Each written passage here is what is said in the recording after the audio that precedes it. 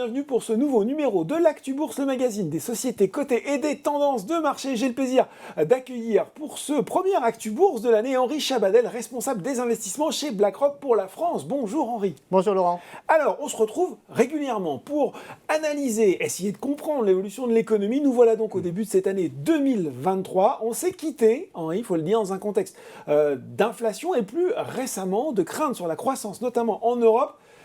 J'ai quand même envie de commencer par les bonnes nouvelles. On a l'impression, je dis bien l'impression, en ce début d'année, que le pire est peut-être passé côté inflation, même si bien sûr, et on en a déjà parlé, celle-ci, elle va rester plus élevée qu'avant la crise Covid notamment. Je crois que tu as raison de commencer par les bonnes nouvelles. Oui. On a effectivement l'impression en ce début d'année qu'il y a de la lumière au bout du tunnel. On connaît tous l'histoire, la lumière, on ne sait jamais si c'est la sortie du tunnel ou la lumière du train qui te fonce dessus, donc il faut quand même se méfier. Ouais. Mais en tout cas, quand on regarde les statistiques qui sont publiées, en particulier aux États-Unis, en janvier sur les données de décembre, on voit bien que le pic d'inflation est désormais derrière nous. En Europe, c'est un peu moins clair. On va attendre encore quelques temps pour en juger. On va voir aussi les différences. La BCE avait un message plus prudent d'ailleurs. Voilà. Il disait, et on voit bien qu'entre les pays, les choses pourraient être Ouais. différentes. On voit bien qu'en France, en particulier, ça pourrait mettre un peu plus de temps à baisser parce que ça avait moins monté aussi. Donc, il y a des effets différés dont il va falloir tenir compte. Mais l'un dans l'autre, l'année 2023 devrait être l'année de la baisse de l'inflation, comme 2022 avait été l'année de l'accélération de l'inflation. Et j'allais dire, c'est normal, dans la mesure où l'inflation, c'est une donnée qu'on calcule en regardant le niveau des prix il y a un an. Et chaque mois qui passe, finalement, on prend une référence qui est de plus en plus élevée. Donc mécaniquement, c'est ce qu'on appelle l'effet de base. Le chiffre d'inflation va avoir tendanciellement vocation à baisser, sachant qu'en plus, on va voir s'ajouter à cela l'impact des décisions de politique monétaire qui ont été prises l'année dernière. C'est quand même 400 points de base de hausse décidés par plus vu depuis les années 80. Exactement, par la Banque centrale américaine en un an. On avait démarré l'année en ayant des taux qui étaient quasiment à zéro. Et là, on est parti pour 400 points de base de hausse. Et évidemment, ces hausses de taux sont des resserrements des conditions financières. Naturellement, ça vient peser sur l'activité économique, ça vient peser sur la demande. Et donc, ça a un effet induit de baisse de l'inflation. Donc tout ça mis bout à bout, honnêtement, l'inflation devrait progressivement baisser, c'est clair. La vraie question pour les investisseurs, c'est à quel niveau elle va se stabiliser et quel va être le rythme de baisse. Et ça change tout, parce que si le niveau d'inflation d'équilibre est au-dessus des cibles des banquiers centraux, qui aujourd'hui sont toujours autour de 2%, ben ça veut dire que les banquiers centraux vont devoir garder la pédale appuyée sur le frein pour essayer d'appuyer et de faire baisser cette inflation en direction de la cible. Nous, chez BlackRock, on pense que malheureusement, la cible d'inflation, le niveau d'équilibre d'inflation des économies aujourd'hui, il est au-dessus de 2%. Et ça veut dire qu'on va avoir des banquiers centraux qui vont appuyer sur le frein une bonne partie de l'année. Alors justement, en transition toute trouvée, ils ont prévenu ces banquiers centraux d'ailleurs qu'ils ne voulaient pas resserrer trop vite alors que les marchés sont déjà en train d'espérer que tout ça va s'adoucir un petit peu. Ils ne voulaient pas resserrer trop vite cette politique monétaire sans faire une question boule de cristal. À quel niveau on peut imaginer les taux d'intérêt de part et d'autre de l'Atlantique ? Alors aux États-Unis, les choses sont relativement claires. Aujourd'hui, les anticipations tournent autour d'un taux terminal, c'est-à-dire un taux maximum de la Fed autour de 5,2, 5,3, 5,4. Donc ça laisse encore beaucoup de chemin à parcourir. Il y a encore quelques hausses de taux devant nous. Et toute la question, finalement, elle porte plus sur ce qui va se passer après. Parce que là, finalement, les prochaines hausses de taux, elles sont quasiment préannoncées, on va dire. On va avoir des réunions de politique monétaire dans les prochaines semaines aux États-Unis. On va avoir des annonces de hausse de taux de l'ordre de 50 points de base lors de ces réunions de politique monétaire. Ça va nous amener vers ces niveaux de 5,2. Et ensuite, que va-t-il se passer ? Et là, clairement, les anticipations du marché diffèrent. Si on regarde aujourd'hui ce qui est anticipé par les investisseurs, l'impression qui ressort de l'analyse des prix d'actifs, c'est qu'une fois atteint ce niveau de taux terminal, les banquiers centraux vont rapidement changer de pied, vont rapidement enclencher des baisses de taux. C'est ce qu'on appelle le pivot.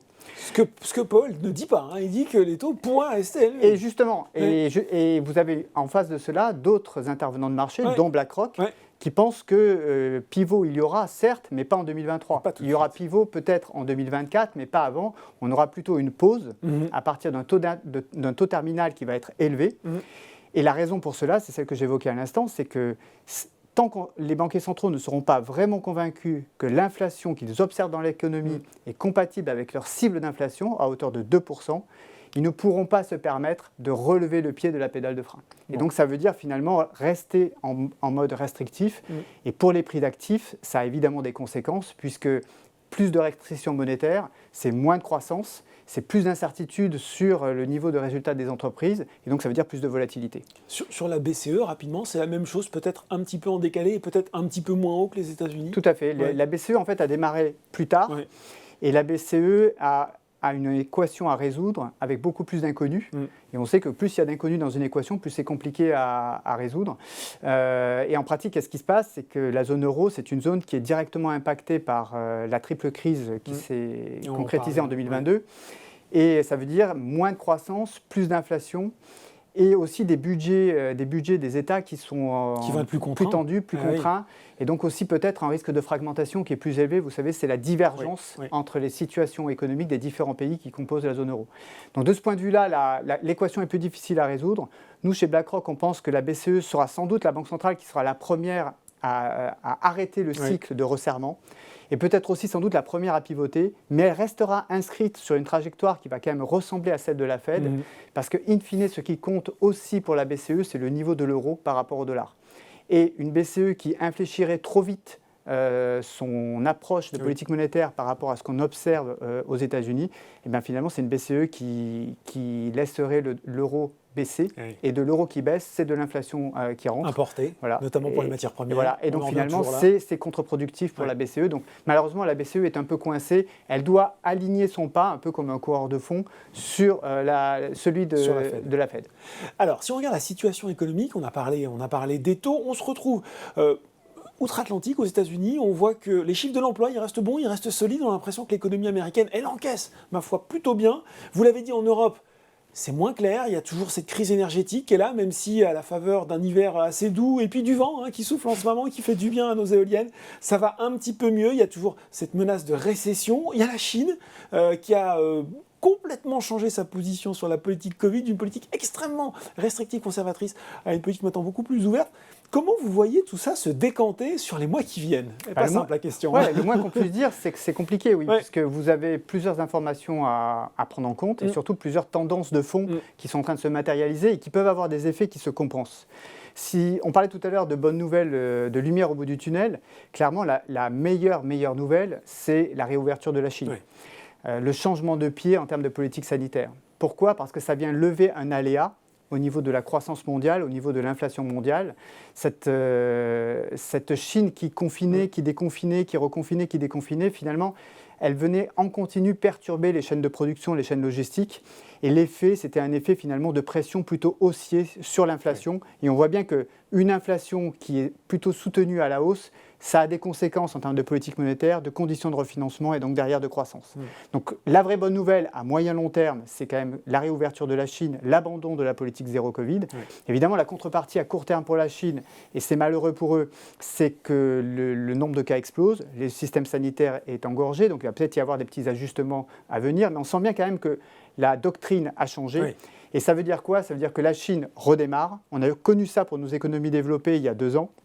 La Chine désormais s'inscrit dans cette démarche et donc la machine économique chinoise va accélérer en 2023 et ça c'est une bonne nouvelle pour la croissance mondiale et je le disais tout à l'heure, c'est aussi une bonne nouvelle pour l'inflation mondiale.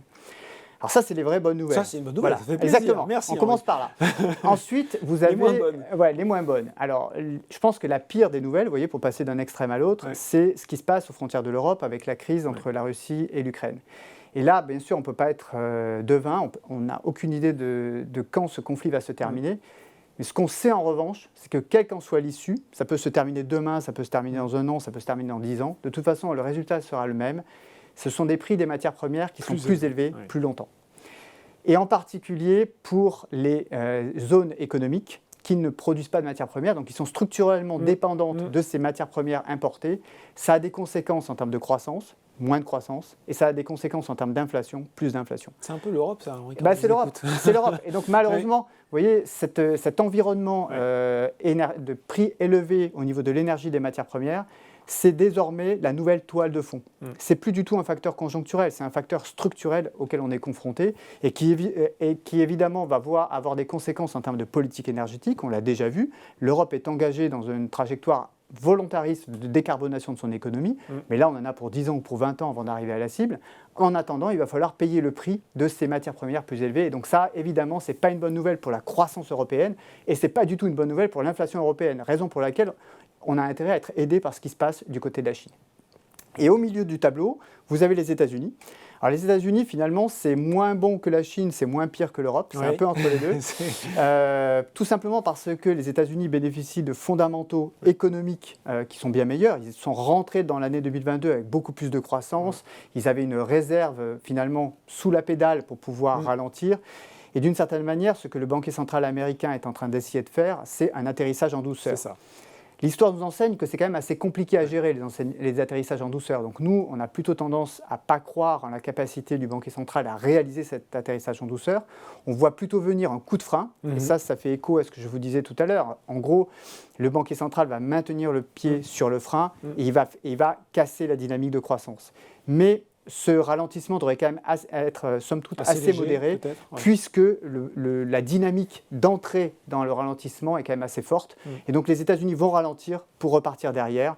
Et donc, in fine, quand on fait le bilan de tout ça, c'est une croissance mondiale qui va être en dessous du potentiel, mais qui ne va pas être catastrophique. Donc, quand on parle de croissance et de perspective pour 2023, c'est une croissance qui est moyenne, un peu tiède, qui n'est pas exceptionnelle, mais en gros qui n'est pas catastrophique, et ça, c'est déjà une bonne nouvelle. Donc, croissance un petit peu tiède. Qu'est-ce que tout cela va nous donner? Comment ça va se traduire en bourse, notamment au niveau des classes d'actifs, au niveau des actions, et puis au niveau des obligations qu'on fait leur grand retour sur le second semestre de 2022? Là, de toute façon, on parle des deux grandes classes d'actifs qui représentent 90 ou 95% des portefeuilles des investisseurs. Donc, on est obligé de se poser la question que vous posez, savoir qu'est-ce que tout ça va avoir comme conséquence en termes de prix d'actifs. Alors nous, c'est un exercice qu'on réalise tous les 3 mois, donc on réactualise nos anticipations de ce point de vue-là. Clairement, sur un horizon stratégique, aujourd'hui, BlackRock est positif sur les actions, négatif sur les obligations d'État, positif sur les obligations d'entreprise. Donc, pour vos investisseurs, c'est ça qu'il faut retenir. On a un environnement qui finalement n'a pas fondamentalement changé par rapport à l'année dernière, si ce n'est que les perspectives de rendement sont différentes. Elles sont un peu supérieures sur les actions, sur un horizon long, et elles sont malheureusement pas bien meilleures du côté des obligations d'État. D'un point de vue plus tactique, c'est-à-dire en termes de trajectoire, je crois qu'il va falloir différencier les 2 semestres de 2023.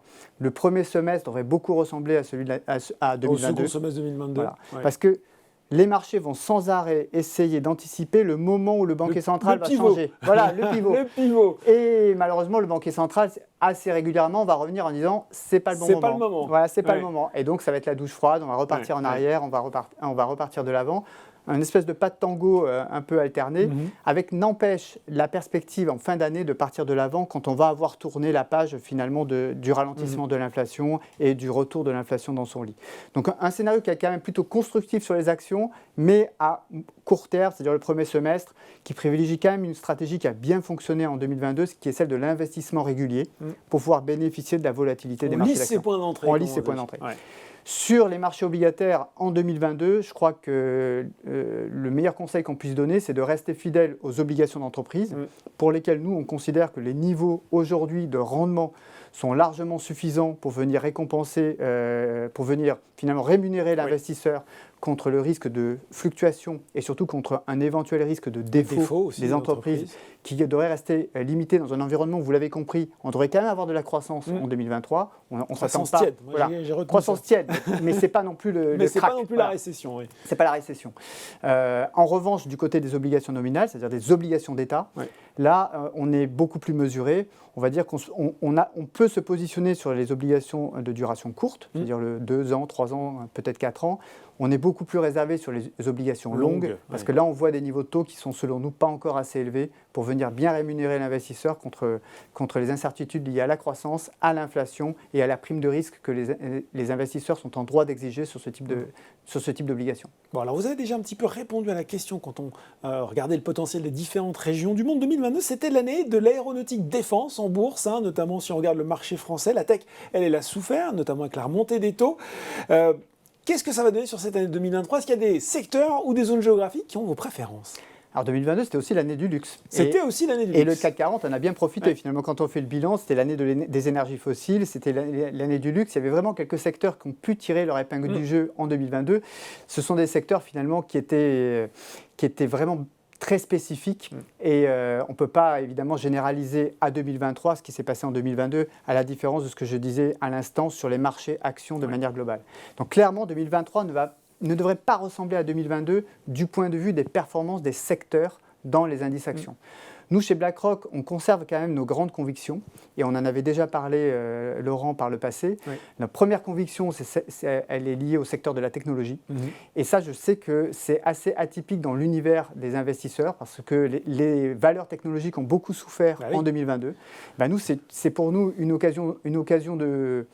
raison de plus, finalement, pour les renforcer en ce début d'année 2023, tout simplement parce qu'on pense qu'un monde dans lequel il y a peu de croissance et où il y a beaucoup d'inflation, c'est un environnement qui est particulièrement favorable à des acteurs technologiques qui sont naturellement des fournisseurs de solutions désinflationnistes et qui sont capables de générer de la croissance dans des... Même si les taux, Henri, pénalisent, on le voit. Alors ça va dépendre des business models, parce qu'on a tous l'image des valeurs de la technologie héritées des années 2000, une époque où on valorisait les entreprises sur le nombre de clics et pas sur leurs revenus. Aujourd'hui, si vous regardez le bilan des grands acteurs de la tech aux États-Unis, vous avez des entreprises des profits quand même. Qui génèrent des profits, qui génère une croissance finalement assez robuste aux aléas de la conjoncture, qui ne sont quasiment pas endettées. Et donc finalement, vous êtes plutôt dans une catégorie d'entreprises qui sont des valeurs de croissance de qualité. Et donc ces valeurs de croissance de qualité, nous on considère qu'elles ont toute leur place dans des portefeuilles, dans un environnement qui, au moins au cours du premier semestre, va rester volatile. Deuxième secteur qu'on aime bien, c'est le secteur de la santé, tout simplement parce qu'il a le vent dans le dos d'une certaine manière, post-Covid, avec la réalisation qu'on a tous pu faire qu'il fallait quand même à un moment donné investir dans son système de santé, que ce soit pour une crise pandémique ou pour une autre, et bien évidemment parce qu'il bénéficie d'une tendance structurelle qui est celle du vieillissement des populations. Le troisième secteur qu'on aime bien, et ça c'est vraiment un secteur au sens large qu'on ne peut pas retrouver sur un secteur classique en fait, c'est quelque chose qu'on va retrouver de manière diffuse dans de nombreux secteurs d'investissement, c'est tout ce qui est lié à la décarbonation de nos économies. On parlait tout à l'heure de l'enjeu stratégique que constituent aujourd'hui l'énergie, les matières premières pour la plupart des zones économiques et en particulier pour l'Europe. La décarbonation de nos économies, c'est quelque chose sur lequel les gouvernements vont investir de manière volontariste et évidemment les acteurs de ce secteur vont en bénéficier directement. À l'opposé du spectre, je pense qu'il va falloir se méfier en 2023 des valeurs justement qui sont trop sensibles à l'évolution des taux d'intérêt. Alors ça dépend un peu du scénario qu'on peut avoir sur les taux. Si on pense que les taux ont atteint leur pic et qu'ils vont baisser, ce sont des secteurs qui auront le vent dans le dos. Nous, on pense qu'on n'en est pas là et au contraire, on va plutôt voir des taux longs qui vont monter. Et donc, on se méfie des valeurs, par exemple des valeurs financières, on se méfie des foncières peut-être aussi. Les foncières, on se méfie du secteur des services aux collectivités, qui sont des secteurs qui traditionnellement sont plutôt sont demandeurs de financement de très long terme et donc qui réagissent négativement à une hausse des taux longs. Bon ben voilà, merci pour ces explications très claires, Henri. De toute façon, on se retrouvera tout au long de l'année pour faire le point sur la situation économique internationale et son impact sur les marchés. Merci Laurent. L'Actu Bourse, c'est fini pour aujourd'hui, mais on se retrouve très bientôt pour un nouveau numéro.